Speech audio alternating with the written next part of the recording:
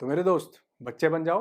इस प्लेफुलनेस को अपनी जिंदगी में अपनाओ, नाचो कूदो, हॉबी को फॉलो करो, मस्ती करो, बड़ा सारा स्ट्रेस वैसे ही खत्म हो जाएगा। हेलो दोस्तों, नमस्कार। Welcome back once again my YouTube channel. दोस्तों बहुत बहुत स्वागत है आप लोगों का। बहुत ही इंटरेस्टिंग होने वाली है वीडियो, तो वीडियो को लाइक कर दीजिएगा और चैनल को सब्सक्राइब कर लीजिएगा, क्योंकि आज की जो वीडियो बहुत ही धमाकेदार होगी। तो वीडियो को लाइक करना बिल्कुल भी मत भूलिएगा। आज की जो वीडियो बहुत ही इंटरेस्टिंग होने वाली है, तो वीडियो को बिल्कुल लाइक कर दीजिएगा और चैनल को सब्सक्राइब कर लीजिएगा, क्योंकि आज जो वीडियो दिखाने वाला हूँ बहुत ही इंटरेस्टिंग होने वाली है। तो चैनल को सब्सक्राइब और वीडियो को लाइक कर दीजिएगा। Welcome back once again my YouTube channel. तो आशा करते हैं आप लोग स्वस्थ होंगे, मस्त होंगे, बहुत ही जबरदस्त होंगे। हे तो विनर्स, यूनाइटेड नेशंस की 2023 की लाइफ एक्सपेक्टेंसी रेशियो के रिपोर्ट के अकॉर्डिंगली जापान पूरी दुनिया में चौथे नंबर पर आता है। अब ये लाइफ एक्सपेक्टेंसी रेशियो क्या है कि किस कंट्री की एवरेज एज, वहां के लोग कितनी उम्र तक जीते हैं, उसको देखा जाता है और हेल्दी रहते हैं। तो जापान उसमें चौथे नंबर पर आता है। वहां की फीमेल्स की एवरेज एज 88 और मेल्स की 82, और अगर सबका एवरेज निकाला जाए तो 84-85 इयर्स के आसपास उन लोगों का लाइफ एक्सपेक्टेंसी रेशियो है।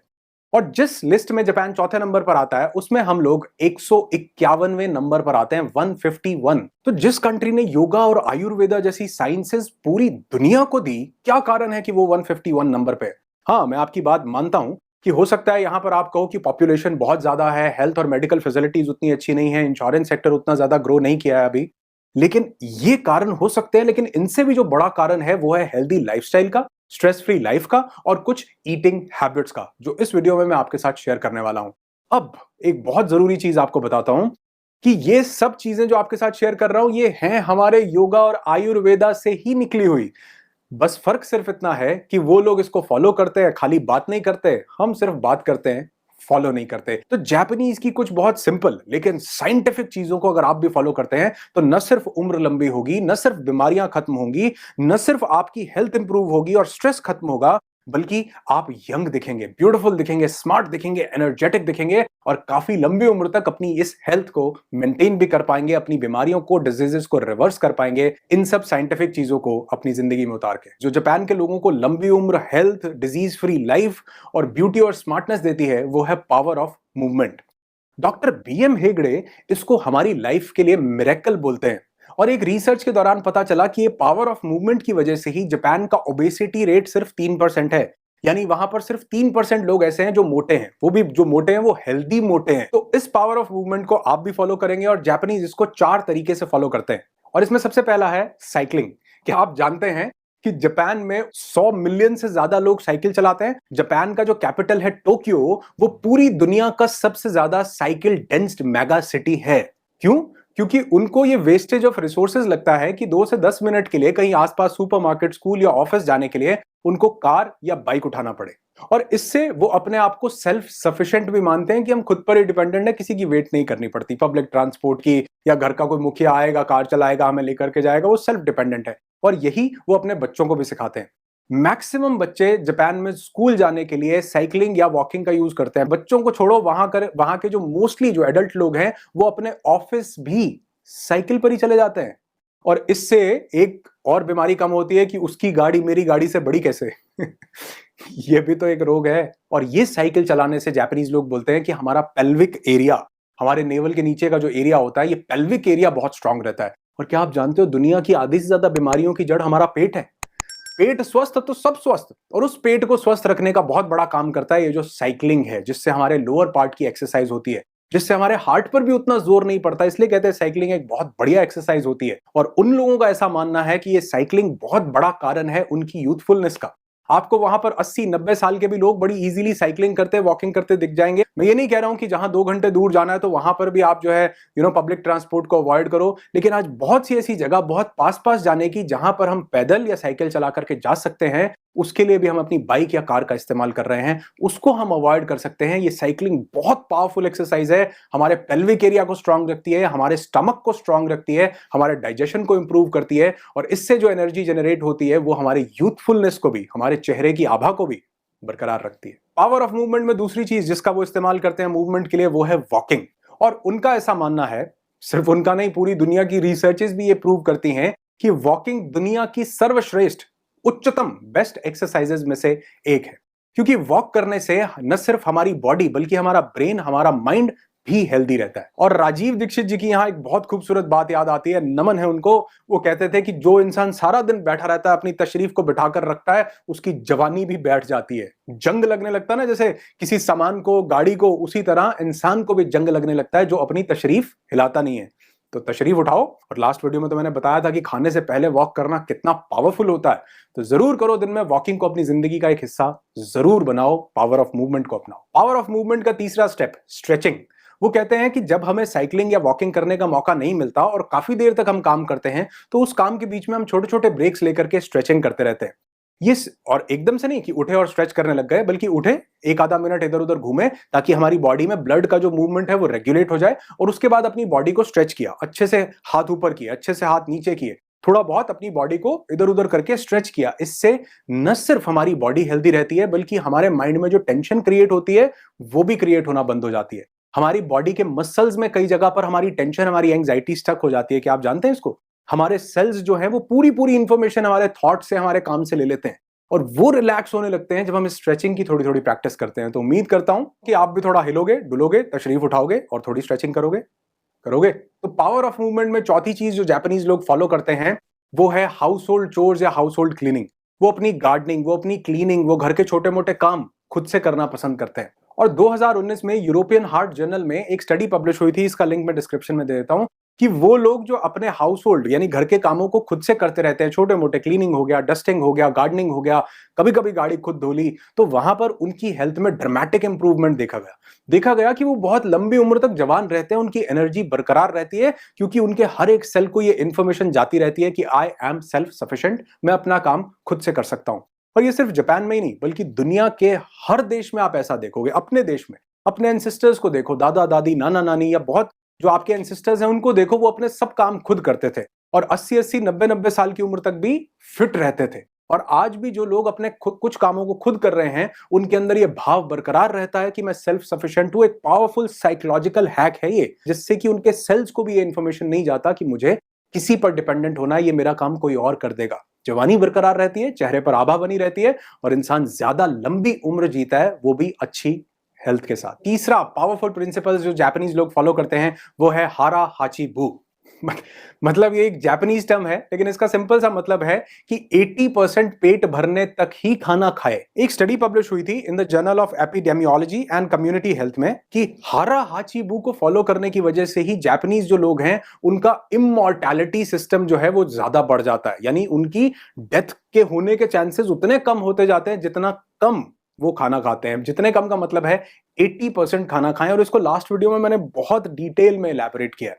लेकिन अब सवाल ये आता है कि पता कैसे चले कि 80%, क्योंकि 70, 80, 60 मापेंगे कैसे कि 80 हो गया। उसके लिए आपको 4 बहुत इजी स्टेप्स बताता हूं, फॉलो जरूर करना। सबसे पहला तो ईट स्लोली, माइंडफुली, आराम से खाइए, रिलैक्स होकर के खाइए। जिंदगी जीने के लिए खाना है, खाने के लिए जिंदगी नहीं जीनी है। तो अगर आप खाने को बड़ा आराम से और 32 बार मुंह में चबा करके खाते हैं, जो हमारे मुंह में स्लाइवा होता है, जो लार होती है, उसमें ऐसे कंपाउंड्स होते हैं जो हमारे खाने को डाइजेस्ट करने में, हमारे मेटाबॉलिज्म को इंप्रूव करने में काफी हेल्प करते हैं। वो खाना हमारे मुंह में ही कहीं ना कहीं डाइजेस्ट होने लगता है, तरल हो जाता है, लिक्विड की तरह हो जाता है। तो हमारे मेटाबॉलिज्म को, हमारी जठराग्नि को कम काम करना पड़ता है, जिससे कि अब आपको पता है कि हमारी बॉडी की सबसे ज्यादा एनर्जी एक ही चीज में लगती है, वो है डाइजेशन। और वो एनर्जी आपकी बॉडी के बाद आपकी डिजीजेस को फाइट करने में अवेलेबल होती है, डेड सेल्स को खाने में अवेलेबल होती है, फैट को खाएगी उसके बाद। लेकिन हम उसको मौका ही नहीं दे रहे, हम कह रहे हैं खाना ही खाते रहो। खाने को माइंडफुल होकर के खाओ। और दूसरी चीज, खाना खाते हुए ब्रेक्स लो, क्योंकि वो खाना जो आपको बता रहा है कि भैया पेट भर गया, आप कह रहे हाँ पेट भर गया, ये आखिरी वो था। अरे जो आखिरी या उससे सेकंड लास्ट या उससे थर्ड लास्ट था, वो तो अभी पेट तक पहुंचा ही नहीं है, वो तो अभी फूड पाइप में है। तो बताया किसने कि पेट भर गया? वो जो 1, 1.5, 2 मिनट पहले खाया था उसने बताया है। तो यानी कि पेट तो 80% खाने से ही भर जाता है, बाकी का तो सिग्नल ही नहीं दे पाता बेचारा। वो क्या देता है? एसिडिटी देता है, गैस्ट्रिक प्रॉब्लम्स देता है, वो डाइजेस्टिव सिस्टम को पूरा गड़बड़ कर देता है। लोगों को आईबीएस हो रहा है, इरिटेबल बाउल सिंड्रोम हो रहा है। क्यों हो रहा है? खाना पच नहीं रहा है। क्यों? क्योंकि माइंडफुली नहीं खाया। तो सबसे पहले 32 बार चबाओ, माइंडफुली खाओ, खाने के बीच में छोटा सा ब्रेक लो। और तीसरा, आपको खाना तब खाना है जब सूर्य चमक रहा हो। हाँ जी, ये जो सूर्य ऐसा ही नहीं है ऊपर टंगा हुआ है भैया, इसकी बहुत पावरफुल साइंसेस हैं बहुत सारी। सूर्य जब निकलता है तो सूर्य के दौरान ही हमारा डाइजेस्टिव फायर भी उससे कनेक्ट होता है। सूर्य के दौरान ही हम खाने को ज्यादा अच्छे से पचा पाते हैं, इसलिए हमारे पुराने जो लोग थे सूर्यास्त होने से पहले खाना खा लेते थे और सुबह सूर्य उदय होने के बाद ही खाना खाते थे। इसी के दौरान जब हम फास्टिंग करते हैं ना, इसी को ऑटोफेजी बोला जाता है। यही है जिसको इंटरमिटेंट फास्टिंग आज बोला जा रहा है। यही है जो हजारों लोगों की बीमारियों को ठीक कर रहा है, लोगों की बड़ी बड़ी डिजीजेस को रिवर्स कर रहा है। अगर हम अपने पेट को खाली रखें, हमारी एनर्जी हमारे लिए उपलब्ध होती है, जो हमारी हेल्थ के ऊपर, हमारी यूथफुलनेस के ऊपर, हमारे चेहरे की थोड़ी आभा बढ़ाने के ऊपर काम करती है। मेरे दोस्त, हमारी जीभ पर 8000 टेस्ट बड्स होते हैं और हम 8000 टेस्ट बड्स को सेटिस्फाई करने के लिए 60 ट्रिलियन सेल्स को दांव पर लगा देते हैं। तो मेरे दोस्त, कभी भी स्वाद के लिए नहीं बल्कि अपनी हेल्थ के लिए खाना खाओ। वो खाना खाओ जो हमें हेल्थ दे, और इसमें बहुत बड़ा कंट्रीब्यूशन होता है फ्रूट्स का, रॉ वेजिटेबल्स का और स्प्राउट्स का।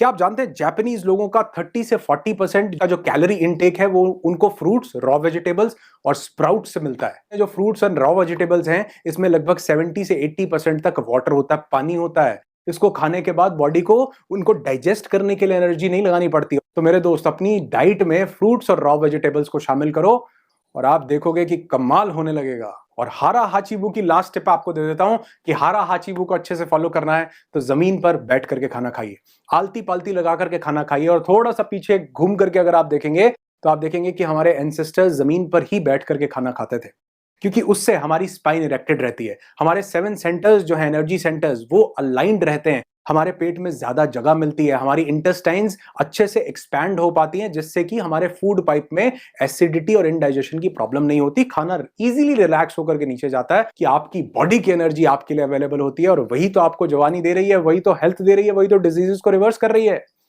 अपनाओ ना, थोड़ा सा क्या शर्म है, नीचे बैठो, आराम से खाओ, हमें भी बुलाओ, साथ मिलकर खाएंगे। तीसरी चीज लंबी उम्र के लिए और यूथफुलनेस के लिए जो जापानीज लोग फॉलो करते हैं अपने खाने की, वो है इतादाकिमासु। इसका मतलब होता है कि अपने खाने से पहले पूरा ग्रैटिट्यूड और प्रेयर्स देना। हाँ हाँ, मैं बिल्कुल ठीक कह रहे हो, मैं आपका ज्ञान पूरा जानता हूं कि हमारा ही सिस्टम है, हमारे ही वैदिक ऋषि मुनियों ने दिया, हमारे ही कंट्री में ऐसा होता था, है हमारा ही फॉलो कोई और कर रहा है। हम तो मोबाइल, टीवी और 50 तरह की चीजें हाथ में रखते हैं, उसके बाद खाना शुरू करते हैं। हमारे यहां पर सबसे पहले खाने को देखते ही प्रेयर्स की जाती थी, खाने को देखते ही उसको पॉजिटिव वाइब्रेशंस दी जाती थी, ताकि उससे बहुत, ये रिसर्च है और बकायदा मेरे पास, मुझे रिसर्च ध्यान नहीं है लेकिन मैं आपके साथ शेयर करना चाहूंगा। एक रिसर्च हुई, एक स्टडी पब्लिश हुई in the journal of mindfulness. Journal of mindfulness की ये स्टडी थी, उसमें ये देखा गया कि माइंडफुलनेस बेस्ड ईटिंग एंड इतादाकिमासु को जो लोग फॉलो करते हैं, उनका साइकोलॉजिकल वेलबींग, उनकी ओबेसिटी लेवल्स काफी हद तक इंप्रूव होते हैं। और इस प्रैक्टिस को करने से, ग्रैटिट्यूड और अवेयरनेस को फॉलो करने से, जो हंगर है वो काफी हद तक रिड्यूस हो जाती है। और कम खाना हमको ज्यादा एनर्जी देता है।